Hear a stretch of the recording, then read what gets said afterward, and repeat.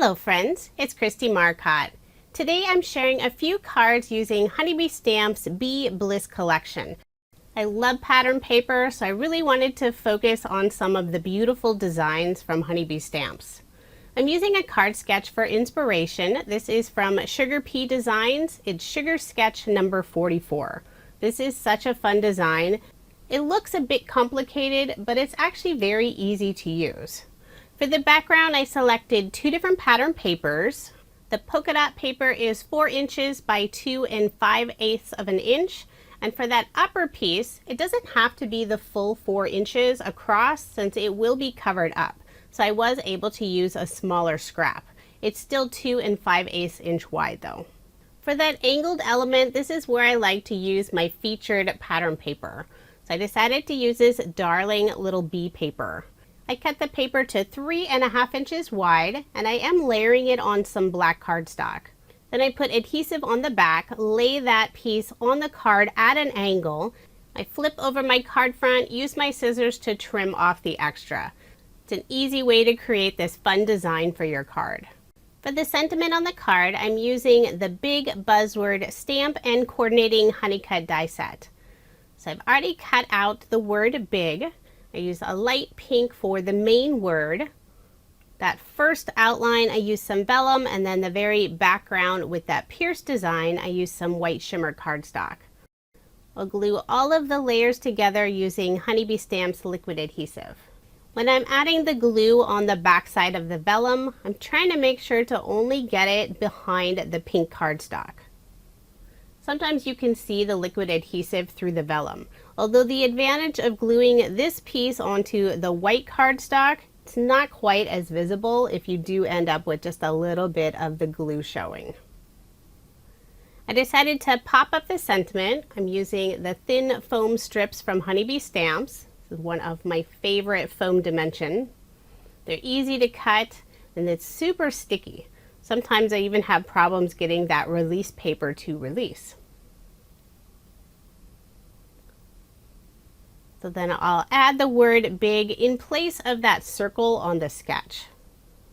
There is a little banner that comes out of the left side on the sketch, but I won't be adding that. One thing that's fun about using card sketches, you don't have to follow them exactly. You really can just use them for inspiration.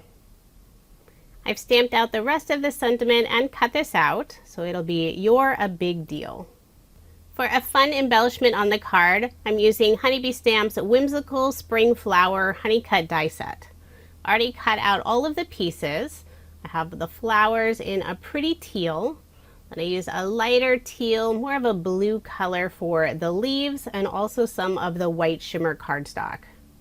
I'll add a center to a couple of the larger flowers using this mustard yellow color that matches the bee pattern paper. For that tiny white piece in the center of the flower, I did use an embellishment wand to pick it up since it is super small. I'll pop up all of the flowers using some thin foam dimension. I'll put 3 flowers in the upper right-hand corner and 2 of them in the lower left-hand corner. Once the flowers are in place, I'll start adding all of the little leaves. The little teal tray that I have the flowers and leaves in is the lid for the chamois case from Honeybee Stamps, and I do have a link for that in the description box below. It's very useful for holding all these small die cuts, and it also works great for loose embellishments. Once the flowers are adhered down, I can start adding the leaves. And on some of the leaves, I do trim off that very end stem just so it's easier to tuck underneath the flower. I don't want it sticking out too far. I have just a few more of these leafy branches to adhere in the lower left-hand corner. Then to finish off the card, I'll add a few lovely gem stickers from Honeybee Stamps. This is their newest color, Aurora Borealis, and these are so pretty. I added one of the gem stickers to the center of the smaller flower. And there is my finished card. I did make 2 using this design. I love all the beautiful patterns in the Bee Bliss collection. And the Happy Bee pattern paper with the pink flowers is one of my favorites. Now moving on to card design number 2. The card sketch is from MFT. This is number 174. I used some craft cardstock for the background and added this beautiful detail using the Lazy Daisy pierced A2 cover plate. I put some ATG tape on the back and also some liquid adhesive along that very outside edge. With all that pierced detail, I want to make sure that it stays in place. This blue cardstock does have a pearlescent finish. Then I'll put some more ATG tape on the back of this piece, adhere my card front onto a card base. And all of my cards in this video are American Standard A2 size, 4¼ inches by 5½ inches. For the small banner that goes across the card, I'm using the same blue cardstock, just the back side where it doesn't have that pearlescent finish. I cut a fishtail on both ends. I put some liquid adhesive on the back and was ready to attach it to my card, then remembered I need to add my pattern paper square first. I selected a dark blue polka dot paper for the background, decided to round all 4 of the corners. Then I put liquid adhesive on the back to adhere that in place. Now I can add my blue banner. For the small circles on the sketch, I'll be using this adorable bee pattern paper. The individual bees are the perfect size. I used a small circle die to cut those out.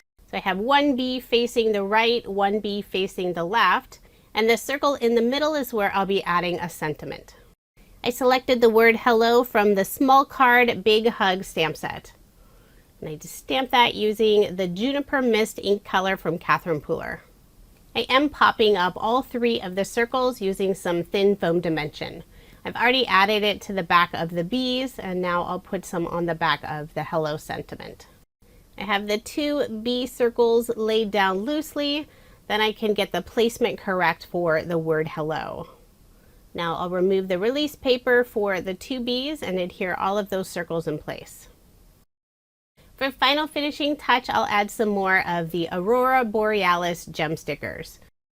I'll put 2 in the lower right hand corner, 1 by the sentiment, and 2 in the upper left hand corner. So there is my finished card, and again I did make 2 using this design. Overall, this is a very simple design. I love the extra detail from the pierced die for the background. And if you don't like to color images, it's always fun to feature a little bit of pattern paper instead. The bees on this pattern paper were perfect for this sketch. Now moving on to card design number 3. The card sketch is from MFT. This is number 230.